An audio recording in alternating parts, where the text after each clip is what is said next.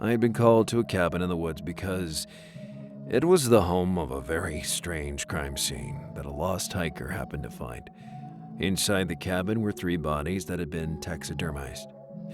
There was also a decaying body of a man named Carter Buck. It appeared he had died by suicide.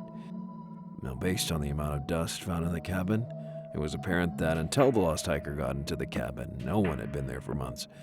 The hiker didn't even stay long.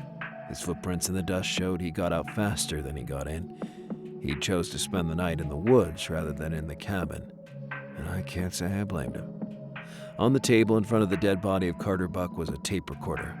I pressed play, and this is what I heard. This is Carter Buck. I poisoned Sarah Fitzpatrick, Tessa McLeod, and Jason Brady. I brought their bodies here and I stuffed them. I'm sorry for what I've done. I brought their bodies here.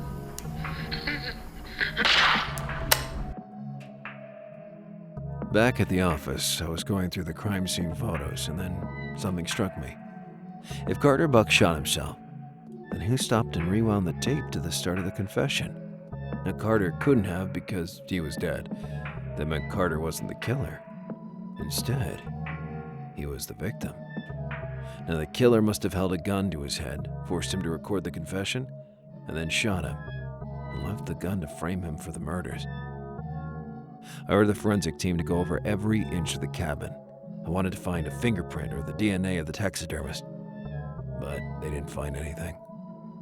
Looked like we had another serial killer, a taxidermist, loose in the city.